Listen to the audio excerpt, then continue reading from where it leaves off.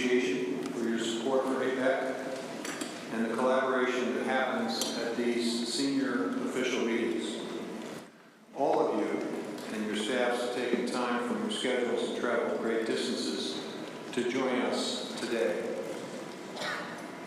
In 2011, the United States hosted its last APEC, an event that foreshadowed the challenges of today. We cannot wait another 12 years to act. The time is in fact now, and together we can achieve sustainable, equitable, and resilient agri-food systems, which is the premise of our agricultural theme for this host year. To achieve this endeavor, it's important to recognize that food and nutrition security requires food be simultaneously available, accessible, and stable, as well as affordable. Constrictions within any of these components can result in food and nutrition insecurity. But the APEC community shares a commitment to addressing global food needs now so that we can in fact build the resilient systems that can absorb future shocks like pandemics, conflict, severe weather, and a changing climate. How we do so is challenging, but together we all believe it's possible. We must work to collaborate with other nations, like we're doing here at this ministerial, to share best practices and information as we all learn more about how to mitigate and adapt to a changing climate. Increasing agricultural productivity is also essential to meeting the needs of a growing global population. In order to produce more while minimizing environmental impacts, we must leverage innovation and foster new ways of doing things. Only by leveraging innovation in science, including biotechnology, can we provide our farmers, fishers, foresters, and other producers with the tools they need to improve productivity, sustainability, and resiliency.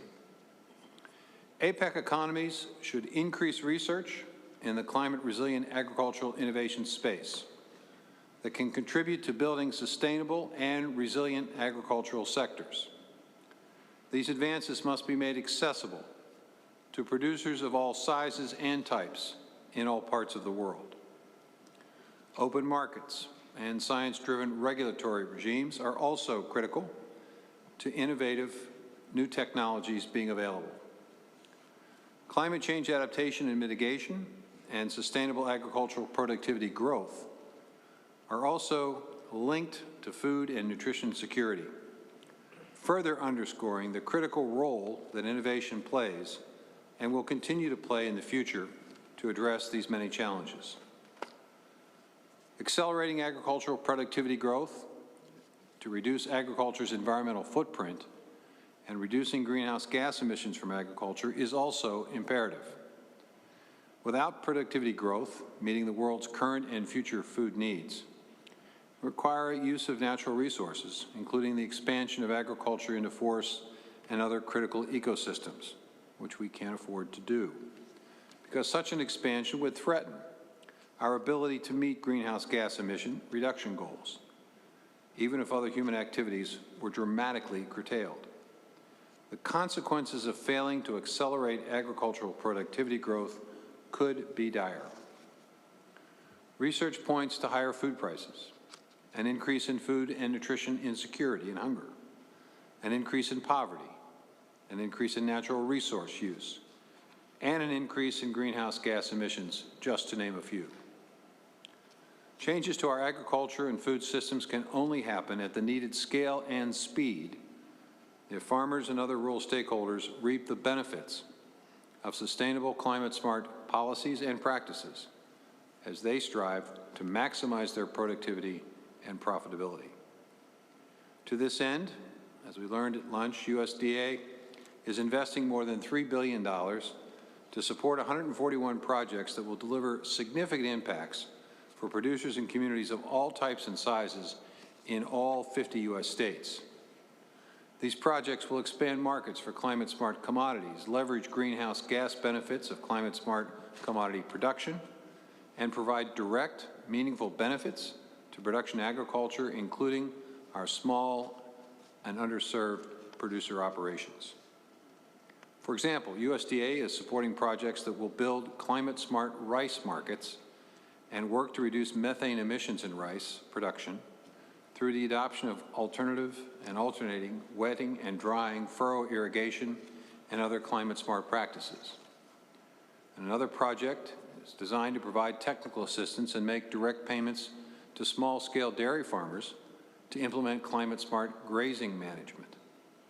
We have projected focusing on building markets and providing funding to farmers through outcome-based contracts for the reduction and removal of carbon dioxide through the adoption of new climate-smart practices among major commodities such as corn, soybeans, and wheat. In total, we anticipate that these projects will expand hundreds of market streams for producers, reach more than 60,000 farms encompassing more than 25 million acres of working lands, and sequester more than 60 million metric tons of carbon dioxide. We recognize that many lessons learned through these domestic opportunities may be applicable on a global scale, which is why the United States is committed to sharing information, best practices, and resources within the international community, and doing so by standing up our International Climate Hub. So look forward to continued commitment and effort.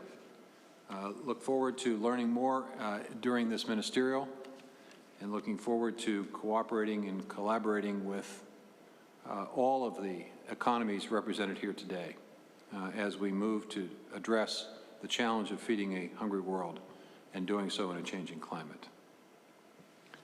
With that, I'd now like to present the meeting agenda on the screen so that all in attendance can see what is being proposed.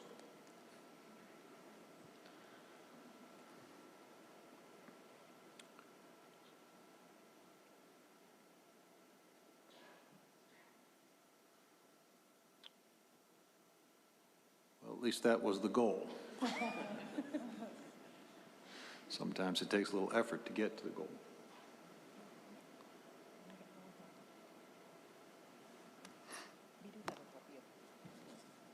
Okay. I'm told that you all have a copy of the agenda by your side at your seat, so perhaps it's not necessary for us to get it on the screen. But with that, I certainly would open up the floor to any questions or concerns related to the proposed meeting agenda.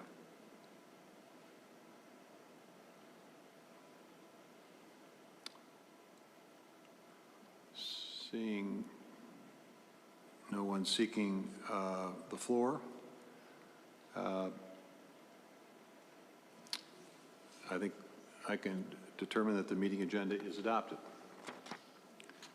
With that, I'd like to now call on the Executive Director of the APEC Secretariat, Dr. Santamaria, who will provide opening comments on behalf of APEC. Madam Director, the floor is yours. Thank you very much, Chair. Secretary Vilsack, Food Security Ministerial Meeting Chair, Ministers, the 2023 PPFS Chair, Alison Thomas, my friend Joseph from ABAC, Ambassador Cousins, Ambassador Matt Murray, the U.S. Senior Official, Excellencies, ladies and gentlemen, good afternoon. Let me begin by congratulating Secretary Vilsack and the U.S. team for the hospitality and arrangements made for this ministerial. It's good to have us here meet in person, the first time since the pandemic. I must also commend the team for setting the tone for this meeting with the crucial conversations that we had this morning. We meet at a challenging time of multi-crisis. We are confronted daily with news of supply chain disruptions due to climate-induced weather events, as well as protracted geopolitical crisis. In the face of these challenges, APEC is well placed to improve regional and global food security for at least 3 reasons. 1, its members account for half of the world grain production and are among major exporters and importers of agricultural products. 2, APEC's work on trade and investment facilitation is significant, as trade and investment play a key role in food security. And 3, APEC has a platform, which in this context is the PPFS, the Policy Partnership for Food Security, to deepen engagement among key policymakers, private sector, members of the academia, and agricultural experts. A bit of history on food security work in APEC. The APEC ministers responsible for food security met for the first time in Niigata, Japan in 2010. But the Policy Partnership for Food Security was the brainchild of Secretary Vilsack when US last hosted APEC in 2011. PPFS was established to ensure that the other relevant voices have a place at the table. This is significant given that the work that policymakers do impact farmers, growers, and others in the agricultural sector. We've come full circle and are privileged to have Secretary Vilsack host this ministerial meeting this year. Today, APEC's efforts on ensuring food security in the region is guided by the Food Security Roadmap towards 2030. While roadmaps are important and guides, as guides, they are only meaningful when implemented and monitored. In this, we must commend the PPFS for following through and tracking the implementation of the roadmap, as well as strengthening coordination and working with all relevant APEC sub-fora and the private sector and other key stakeholders in ensuring that we meet our goals, our food security goals. The APEC Policy Support Unit also has contributed much to the work of this body. For example, in May 2020, at the height of the COVID-19 pandemic, our PSU team put out a report entitled Export Restrictions in Food Security in the Context of the COVID-19 Pandemic. The policy recommendations made then remain relevant post-COVID, especially as we figure out the nexus of climate change, food security, and an open trading system. The recommendations include intensifying cooperation efforts in areas such as working towards a collective commitment to avoid unnecessary export bans and restrictions on food products, lowering import tariffs and other quantitative import restrictions on food products, as well as working to maintain connectivity and avoid supply chain disruptions.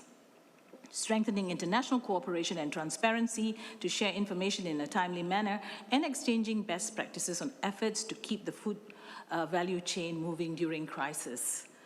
Equally important is ensuring, as stated in the Food Security Roadmap towards 2030, that we take an inclusive lens in our policy making to consider women, indigenous people, smallholders, and others who are made vulnerable due to the effects of natural disasters, climate change, and other crises. Chair and Ministers, on our part, the Secretariat will continue to work with PPFS to ensure cooperation and facilitate cross-fora collaboration in all our work streams. Thank you, Chair, and over to you. Thank you, Madam Director, for your insightful comments and for your incredibly capable direction of the Secretariat. I'd now like to call on the U.S. Senior Official for APEC, Matthew Murray, to provide opening comments on behalf of the United States host of the APEC Business Advisory Council, and to provide their report to the Food Security Ministerial Meeting participants. Mr. Murray, the floor is yours. Well, thank you, Chair. And on behalf of our entire U.S. APEC team, welcome to Seattle. And thank you for providing us with this opportunity to discuss the U.S. host year priorities. The United States is excited to be hosting APEC in 2023, and particularly to be back in the state of Washington, where we hosted the inaugural APEC Leaders Meeting in 1993. Our U.S. APEC 2023 theme is creating a resilient and sustainable future for all.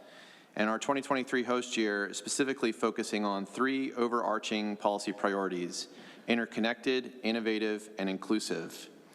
As we dive into our policy priorities and areas of focus for 2023, you will see that the cross-cutting concepts of building resilience, strengthening environmental sustainability, and advancing inclusive policies are woven across our priorities and our work. Our first policy priority is interconnected, building a resilient and interconnected region that advances broad-based economic prosperity.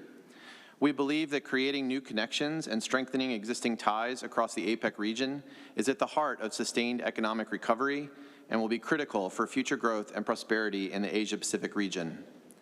The APEC 2023 agriculture sub-theme of Together Achieving Sustainable, Equitable, and Resilient Agri-Food Systems helps focus the APEC agricultural agenda on the relationship between agri-food systems and climate change, food security, and sustainable productivity growth.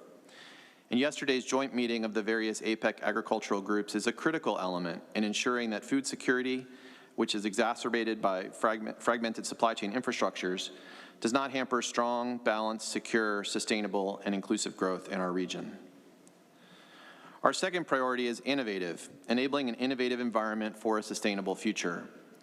We welcome the work undertaken this year to advance the APEC food security roadmap towards 2030, particularly recognizing the nexus of agriculture and climate change. We also welcome economy's hard work on achieving the principles for achieving food security through sustainable agri-food systems in the APEC region and future work to operationalize these principles. Our experts will continue to share policies and best practices that incentivize innovation and adoption of climate-smart agriculture technologies and commodities, including biotechnology that supports climate adaptation while simultaneously addressing the need for climate change mitigation. By focusing on innovation, science-based and risk-proportionate practices, and international trade standards, APEC economies will be able to accelerate the pace of achieving sustainable, equitable, and resilient agri-food systems that deliver safe and nutritious products for all. Our third priority is inclusive, affirming an equitable and inclusive future for all. We recognize that to achieve sustained economic growth, we must ensure that all segments of our societies are able to fully participate in and benefit from an increasingly connected and globalized economy. As we heard during the crucial conversations discussion this morning, public-private partnerships are key to ensuring that innovation, best practices, and policies translate into action. And in particular, by better equipping agri-food system contributors, we can increase their technical capacities to build sustainable and resilient agricultural systems. In addition, these partnerships will create safer, more traceable, and robust food systems and will contribute to supply chain efficiencies by addressing fragmented supply chain infrastructures. So we have shared with APEC member economies our 3 implementation agendas for our 2023 host year, which address various challenges in a cross-cutting manner. They are the Manoa Agenda, the Digital Pacific Agenda, and the Bay Area Agenda.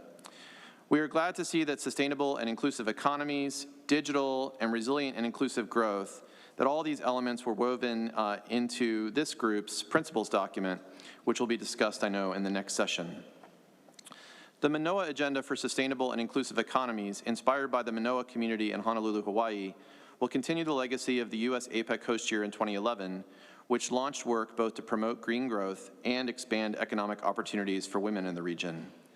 Also importantly, through the Manoa Agenda, the United States commits to working with other APEC economies in 2023 to build on APEC's existing commitments and work streams as identified in the Bangkok Goals on biocircular green economy, as well as consider new aspirational opportunities to further APEC's sustainability objectives. The Digital Pacific Agenda will use APEC to support the responsible design, development, and deployment of emerging digital technologies, aiming to secure digital access for consumers and businesses, work with the private sector to bring underserved individuals and small businesses into the digital economy, and help shape the rules, norms, and standards that govern the digital economy. And most recently, we introduced the Bay Area Agenda on Resilient and Inclusive Growth. This agenda aims to ensure that the work of APEC 2023 strengthens economic ties throughout the region and increases supply chain resilience while continuing to integrate the cross-cutting concept of inclusion. Importantly, for this group, food security cuts across all 3 of these agendas. Of course, as we meet here in Seattle during this third set of senior officials meetings and related meetings, we look forward now to economies meeting in San Francisco from November 11 to 17 for APEC Economic Leaders Week, which of course will ultimately conclude with the Economic Leaders Meeting to be hosted by President Biden. We look forward to sharing more information about the events of APEC Economic Leaders Week after we wrap up here in Seattle. So thank you again for providing us the opportunity to give a brief overview of our host year priorities for APEC. We welcome any feedback or suggestions today or any time throughout the year, and we hope that you have an enjoyable stay in Seattle and our U.S. team looks forward to continuing to work with each of you and your delegations, and thank you for the important contributions you're making in the area of food security. Thank you, Chair. Mr. Murray, thank you for sharing that comprehensive summary, highlighting the objectives of the U.S. host year. I'd now like to call on Mr. Joseph Fung to provide opening comments on behalf of the United States host of the APEC Business Advisory Council to provide their report on the food security ministerial meeting participants. Mr. Fung, you have the floor. Thank you, Minister Chair.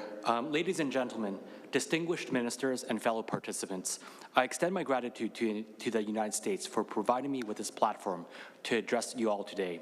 It is an honor for me to serve as the PPFS Vice Chair representing ABAC, APEC's private sector covering 21 economies of APEC. Within ABAC, I hold a position as a chair of Food Security Working Group and also have been appointed by the Prime Minister Justin Trudeau to represent Canada. This week, we concluded our ABAC3 meetings in Cebu, and I'm pleased to share the valuable outcomes of our discussions on food security with you all in SOM3. To summarize our findings, we have the following recommendations. Number one, we proposed the adoption of the biocircular green economic model, aligning it with the Bangkok goals on BCG economy. The model will drive agricultural transformations, reduce food loss and waste, and promote regenerative agricultural practices. Number two, we advocate for the growth of future food sources, such as alternative and plant-based proteins and insect-based protein. Number three, we would like to facilitate the flow of agricultural products. We recommend reducing tariffs and non-tariff barriers, simplifying customs procedures, and harmonizing regulatory standards while ensuring food safety and consumer protection. We emphasize the need to explore the development of regulatory sandboxes for agricultural technology. This sandbox will serve as a tool for regulators and innovators to conduct testing with ag tech before full market entry, promoting innovation while ensuring consumer protection through appropriate regulations. And lastly, we'd like to encourage the public and private investments in agricultural research and development, infrastructure, and human capital development, which is all essential to enhance the productivity and competitiveness. I would like now to highlight the project development of the Agricultural Technology Sandbox, a crucial initiative in our work. I'm the managing partner of Saltogen Ventures, a deep technology venture capital fund operating in the Pacific Rim. Our expertise includes domains like biotechnology, precision agriculture, and green technology. To achieve comprehensive insights, we collaborated with experts of the agricultural technology sector from ABAC's network of 21 member economies. Together, we conducted a roundtable to explore the regulatory environment and the benefits of implementing a sandbox project. The consensus reached was that regulatory sandboxes can significantly contribute to technological innovation and long-term development. Allow me to present some key details. Firstly, regulatory sandboxes provide entrepreneurs with monitored regulatory flexibility, allowing them to live test their innovations transparently, hand in hand with regulators, ensuring compliance by design. Number two, regulators gain a better insight and understanding of cutting-edge technologies, value chains, and support business models through sandbox projects, facilitating assessments and potential improvements to the regulatory environment. Lastly, customers, whether businesses or consumers, gain confidence in doing business with disruptive ag tech companies, as they are assured that their fundamental rights, health, and safety are all protected. During this roundtable, several insights emerged. Firstly, the regulatory environment suffers from a lack of clarity and consistency across different product types and categories, leading to cost and confusion. Definitional ambiguity is a particular challenge. Number two, a well-publicized sandbox could serve as a powerful communication tool for governments to educate the public about safety and new products, which can significantly impact new technology adoption. Number three, establishing a well-defined interface between a sandbox and existing regulatory processes is critical to avoid creating additional hurdles for commercialization, aligning multiple economies on a set of accepted data that would be ideal. Number four, it is important to note that a sandbox does not need to solve all regulatory hurdles a company faces. Prioritizing a small subset of low-hanging fruit can be highly beneficial. Looking ahead, we propose two types of sandboxes, a precision farming sandbox and a biotechnology sandbox. The precision farming sandbox would encompass precision farming, drone and satellite usage, and IoT-based sensor technology. The biotechnology sandbox would cover alternative protein, genetically engineered crops, soil fertility improvement, and pest resistance. Our proposed development plan for these sandboxes consists of 3 phases. In the first phase, we'd like to generate demand for sandboxes by rolling out basic features. This phase would allow entrepreneurs to test innovations under monitored regulatory flexibility and help regulators understand cutting-edge technologies and business models. In the second phase, we'd like to boost regulators' capacity and foresight, along with customers' confidence, by investing in the surrounding institutional infrastructure, maximizing the value of sandboxes for all stakeholders. And in phase 3, we'd like to assess, improve, streamline, and scale the ecosystem based on impact assessments, document processes, and stakeholder feedback. The review would determine whether the ecosystem is meeting its objectives, and if not, decide on whether to sunset or redesign it to address its shortcomings. In conclusion, I am grateful for the opportunity to be a part of this critical working group that plays an essential role in shaping APEC region's future. I want to express my heartfelt appreciation for allowing me to share ABAC's recommendations today. Together, let us work towards a future that is much more secure and innovative in food security and agricultural technology. Thank you. Thank you, Mr. Fung, very much for that comprehensive report as well. And as you heard this morning, public-private partnerships are indeed critical to the agricultural sector's ability to move towards a more sustainable, resilient agri-food system, which will enable our region to address growing food security concerns. Certainly appreciate your insight and encourage fellow agricultural ministers and heads of delegations here today to consider the information and recommendations that you have provided. It's my hope that together we can strengthen cooperation and drive PPFS to become a more meaningful venue for proactive discourse and for public-private solution building.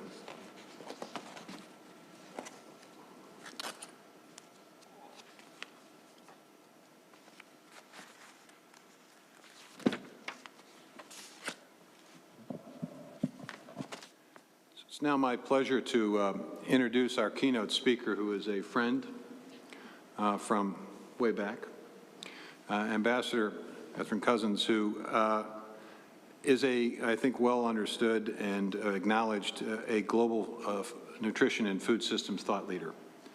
The ambassador has an impressive history working on food security issues for quite some time. In 2009, she was nominated and confirmed as the U.S. ambassador to the United Nations Agencies for Food and Agriculture in Rome.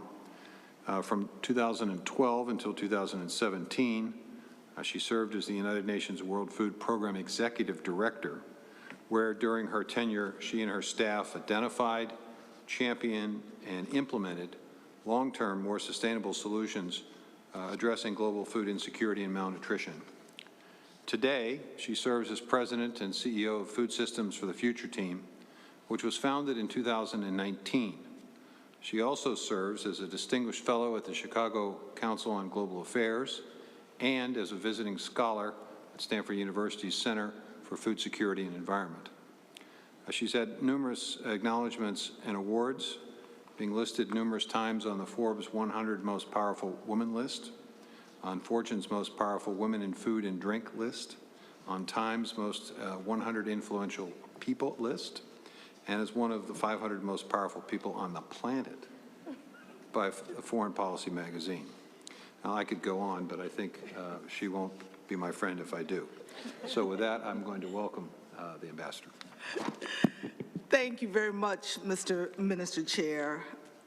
Distinguished ministers, heads of delegations, Madam Secretariat, Executive Director, ladies and gentlemen, as they say in Rome, all protocols observed. We've heard a great deal today, and you will discuss much about what is being done, but even more so about what is necessary for us to do to transform our food system. I sit before you today as neither an agronomist nor an economist. I come before you today as a warrior, in the struggle to end hunger and malnutrition through the development of a just, sustainable food system. Everyone in this room will agree a food and nutrition secure world is critical to humanity's survival. You will also argue with me and say, indeed, we grow enough food. But I must beg to differ with you and say we grow enough calories. Yes, our agri-food production system each year harvests enough commodity grains, has never been more efficient. But today, this system is failing because as we sit around this table, we do not grow enough diverse foods, particularly fruits and vegetables. As a result, according to the most recent UNFAO report, 3.1 billion people can't regularly afford a diverse, nutritious meal. In addition, our global food system on an annual basis emits approximately 25% of all greenhouse gases, as reported by the UNFCCC. We often discuss the emissions of carbon and methane, but the annual agriculture-produced emissions of nitrous oxide receive far less attention than methane and carbon. The UNFCCC reported nitrous oxide is 300 times more detrimentally impactful to environment than carbon and methane. Sure, there's less of it, but the impact is far greater. And since the start of the Green Revolution as a human-produced greenhouse gas, nitrous oxide is primarily emitted from fertilizers, and the atmospheric concentrations of nitric oxides have increased by an estimated 16 to 20%. Yes, while our food system is a contributor to greenhouse gases, our food system is also the most vulnerable system on Earth to the effects of climate change. Indeed, recently during the Rome UN Food System Summit +2, one delegate reminded us that our agriculture, science, and development work have not fully caught up with the full impact of climate change, particularly increased and erratic heat waves. Yes, new biological and digital tools are coming online, but we must admit tools are not coming online fast enough to meet the challenges of those already experienced by farmers, particularly the poorest and most vulnerable farmers, right here in the economies of the APEC region. I appreciate this opportunity to speak to you today, not just to remind you of the challenges you already know, but to implore and applaud you, because in this room are leaders with the power to make a difference on the agri-food policies, not just for the economies of the APEC region, but for the entire global community. Because achieving global food and nutrition security will require a joint and sustainable transformation, a just and sustainable transformation of our food system. A just and sustainable transformation must protect the health of our people, our environment, and ensure food system resilience by delivering an equitable financial return to all actors across the food system, from the farmers who increasingly necessary and the increasingly necessary private sector investors.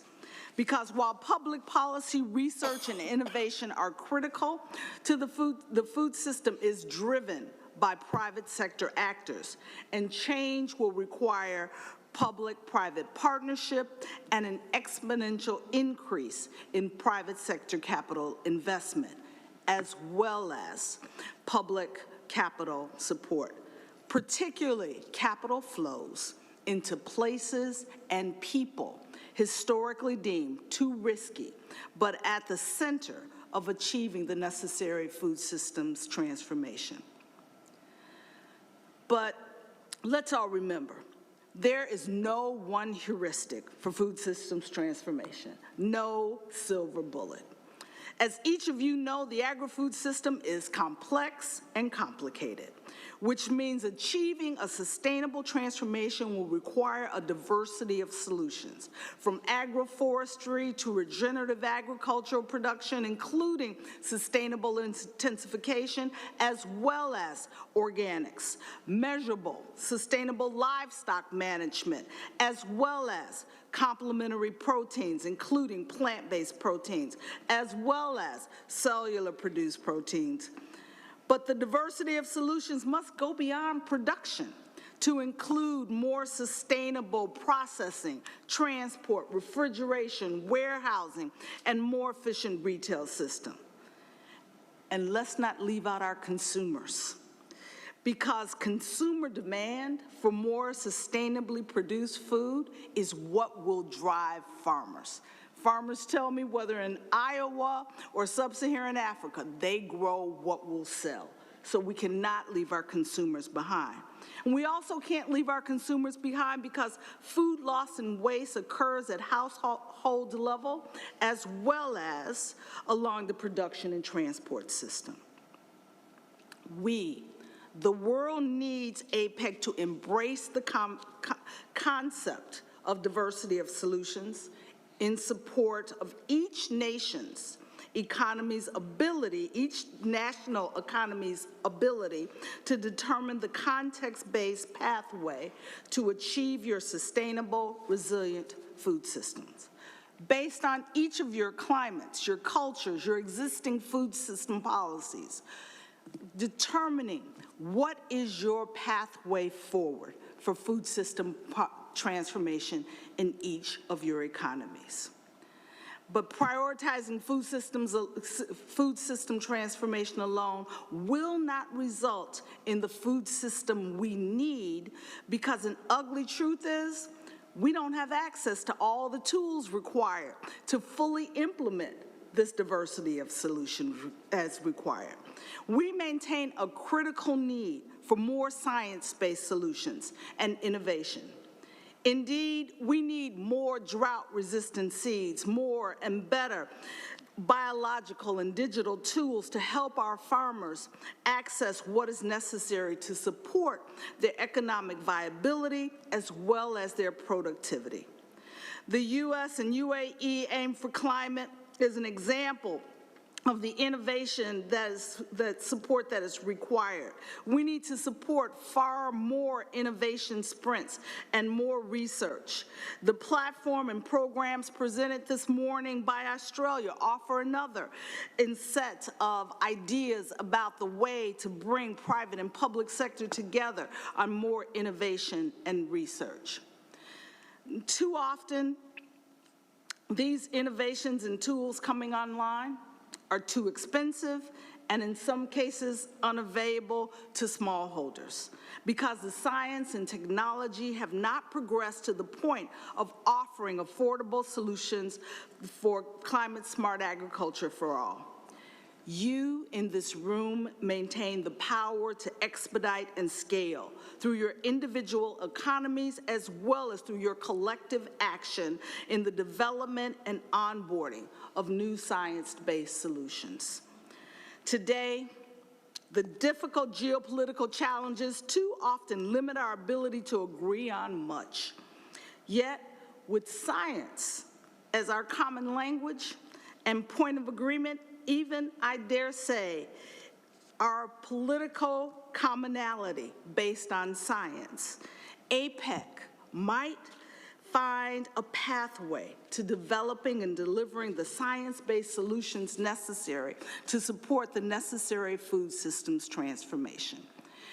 The solutions are required from farm to fork. But no one economy working alone will ensure the just transformation of the food system. For our food system is a global food system, a system supported by efficient trade among economies. APEC, as a net exporting region, supports the food security of many of the world's most vulnerable people. During my service as U.S. Ambassador to the FAO, I worked with many APEC leaders in the aftermath of the 2009 high food price crisis, a crisis most will agree, which occurred because net rice importing countries in West Africa and the Caribbean could not afford commodities after net exporting countries implemented export restrictions in response to their own domestic food security challenges. But things changed. And during the COVID epidemic, the global community, including the APEC region, recognized and embraced the WTO obligations regarding export restrictions to ensure a free, fair, and open global trading system. Yes, WTO agreements are flexible in allowing the use of emergency trade restrictions related to national security or health that might otherwise contravene WTO obligations. But the agreements require such restrictions should be targeted, always temporary, and definitely transparent. Countries abided by and supported their WTO obligations during COVID, and as a result, we had no famines, and babies around the world had access to the food they needed. As stated on the WTO's website, global rules of trade provide assurance and stability. Consumers and producers know they can enjoy secure supplies and greater choice of the finished products, component, raw materials, and services they use. Producers and exporters know foreign markets will remain open to them. This free and fair and open trade leads to a more generous, peaceful, and acceptable and accountable economic world.